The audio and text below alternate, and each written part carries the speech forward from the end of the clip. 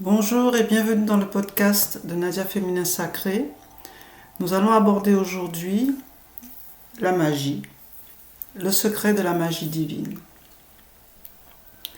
La magie est l'origine de la création des mondes et des univers. Elle est le processus vivant par lequel tout dans l'univers est ordonné et à sa juste place, dans les proportions équilibrées et harmonieuses. La magie est ce qui garantit l'équilibre et le renouveau de la vie. Sans la magie, il n'y a pas d'existence. L'existence manifeste la temporalité, l'éphémère et les cycles de la vie, où justement la magie peut se révéler dans toutes les formes, dans tous les changements et dans tout ce qui est.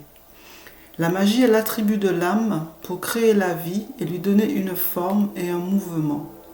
La magie est le véhicule de la vie pour s'auto-engendrer, se régénérer et se renouveler indéfiniment. Dans notre incarnation terrestre, nous vivons la temporalité des choses, les cycles, la pesanteur, le magnétisme, l'électricité, la gravité. C'est à travers ces différentes lois ou mécanismes et la science des éléments que l'âme façonne les éléments tels que les minéraux, les végétaux, les animaux, la nature et notre corps physique. Nous vivons alors dans une interdépendance avec tout ce qui existe et nous échangeons en permanence nos énergies avec tous les éléments et avec tous les êtres humains. Nous sommes interdépendants et c'est à travers nos liens de codépendance avec notre cercle familial, relationnel, etc., que nous échangeons certaines énergies qui nous font sortir de la magie naturelle. La magie naturelle est l'action de l'âme universelle dans son principe originel. L'âme humaine dans son individualité dispose elle aussi de sa propre magie. Cela veut dire que chacun a sa magie naturelle, son propre langage avec les éléments et sa façon unique d'interagir avec les autres êtres de la création. Cela s'appelle l'affinité naturelle. Cette affinité naturelle est ce qui protège l'âme au-delà de l'incarnation, car elle permet de garder le lien immortel avec l'esprit, l'essence divine. La magie de l'âme est à l'esprit ce que la magie des humains est à l'âme humaine.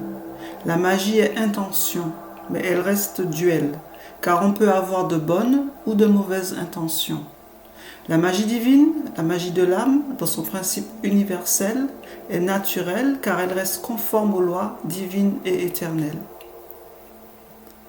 La magie divine ou naturelle est aussi le principe lié à la Ma'at, associé à la justice divine. Et quelles que soient les lois que les êtres humains utilisent consciemment ou inconsciemment, elle est de facto soumise à l'ordre et à l'équilibre de la vie. Donc tout en dehors de la vie est cycle, processus et donc temporel. L'existence que nous menons est temporelle certes, mais notre âme, de par la sagesse qu'elle acquiert au fil des incarnations, transmet son héritage, sa mémoire à la grande âme universelle. La magie divine est ce qui fait le lien entre le petit et le grand, entre le temporel et l'éternité. Maintenant, il y a la magie humaine. La magie humaine est la magie duelle. La magie humaine est avant tout intention. Ensuite, elle agit en fonction des pensées, des émotions et des actes. L'intention est agissante. On appelle ça l'influence. L'influence, c'est de la magie intentionnelle car elle oriente l'énergie, la teinte et lui donne un champ d'action. Le pouvoir créateur de l'homme, de la femme, commence par l'intention. Ensuite, par la volonté, il va activer son feu créateur pour attirer à lui les êtres, les événements, par une charge émotionnelle et par des actions. Ensuite, il y a diverses pratiques pour projeter l'intention et atteindre sa cible, ce genre de choses.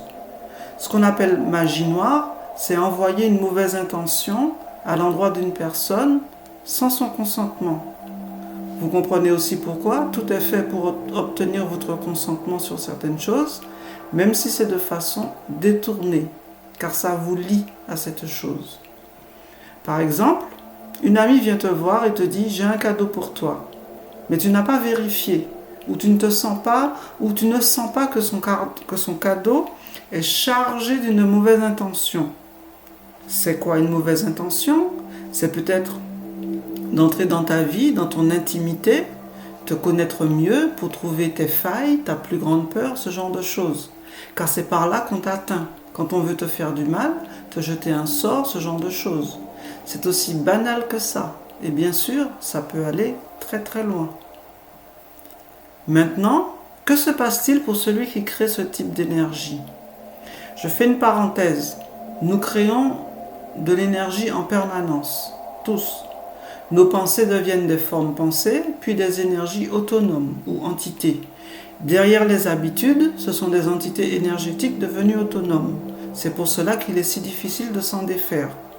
Pour cela, il faut nécessairement augmenter son taux vibratoire et rediriger son énergie vers une énergie supérieure. Donc, dans le cas que j'utilisais tout à l'heure, je disais par exemple, pour une personne jalouse, envieuse, cette personne a créé une pensée, devenue une forme pensée, puis une énergie autonome, une entité. Elle devient le père et la mère de cette entité. Même si elle utilise cette énergie envers quelqu'un d'autre, du fait qu'elle en est le créateur, cette énergie se nourrit à travers elle. À la longue, elle est elle-même asservie par cette entité qui bien souvent demande l'équilibre. C'est ce que les gens appellent l'auto-envoûtement. Il en est de même lorsque tu es influencé. Si tu crois une information sans la vérifier, tu la fais rentrer dans ton système de croyance, tu lui donnes vie et tu te mets à donner une réalité à cette information. Par la suite, cela devient ta réalité. La plupart du temps, ce sont des personnes ignorantes, des croyants, donc adeptes de religion ou de traditions déconnectées du vivant, qui pratiquent consciemment et inconsciemment ce type de magie. C'est pour cela que seul le chemin de la connaissance de soi amène la connaissance des lois et permet d'emprunter une voie vertueuse et équilibrée. Et c'est aussi ça qui permet de transformer son âme pour que son âme redevienne vertueuse, pure, immaculée, pour que l'esprit et l'âme fusionnent. C'est le but. Maintenant, pour revenir à ce qui nous intéresse et à ce qui m'intéresse personnellement, maintenant, comment activer sa magie naturelle au quotidien? Ici, il s'agit d'humilité, de neutralité et d'impersonnalité. C'est le plus haut degré de lâcher prise, celui qui permet de transcender l'ego.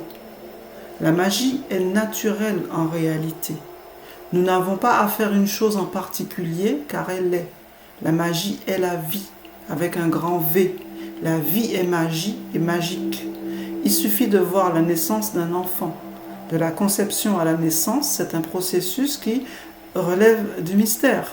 Donc le dépouillement, le détachement, l'accueil inconditionnel de ce qui est permettent d'être ou d'entrer dans le courant de la vie. Et la vie est magie, car bien souvent, c'est par nos intentions, nos actions et notre identification aux choses, aux événements, que nous bloquons le processus naturel de la vie. Alors notre mode de vie actuel, certes, est à l'opposé de cette magie naturelle. Tout est fait pour que nous ne soyons pas dans cet accueil du vivant en nous, à l'intérieur de nous. Alors la sagesse d'Isis, la mère de vie, la mère du monde, nous enseigne qu'il y a des périodes de l'année où nous pouvons nous purifier pour accueillir le nouveau. Nous avons besoin de nous actualiser régulièrement, de nous purifier régulièrement pour nous dépouiller des énergies toxiques accumulées, absorber, pour nous régénérer et accueillir ce qui doit être. Cela commence par prendre du temps pour soi, se reposer, se couper du bruit, du monde extérieur, pour sortir du conditionnement extérieur et être de nouveau à l'écoute de soi, de ses besoins primaires. Le corps est votre premier allié, car c'est l'outil sacré de l'âme. Se réconcilier avec son corps, faire la paix avec soi, avec toutes les parts de soi, Se pardonner est un premier pas qui peut être salvateur. Tout cela permet de ramener un équilibre. Car pour sortir de la mauvaise magie et aller vers la magie naturelle, il s'agit de ramener, de revenir à l'équilibre. Et ce qui permet de revenir à l'équilibre, c'est d'accepter la situation, d'accepter les choses qu'on a fait, quelles qu'elles soient, et se pardonner. Se pardonnant, on peut aussi après pardonner aux autres. Car c'est une illusion de pardonner aux autres si on ne sait pas soi-même pardonner, si on ne sait pas pardonner à soi-même. Donc on commence toujours par soi. Et donc, mettre le corps dans une certaine attitude, dans une certaine posture, ça peut être la méditation, ça peut être par des pratiques de respiration, mais tout ce qui permet de retrouver, de libérer le cœur, de libérer les traumas du passé, de guérir les blessures d'enfants, tout ce processus de guérison, c'est juste pour ramener un équilibre, pour être de nouveau en règle, en accord avec l'équilibre de la vie, pour que la magie naturelle opère par elle-même, si je puis dire. Donc la magie est en vous, car c'est elle qui vous a créé. Prenez-en conscience et accueillez-la, tout simplement. Ça commence par là.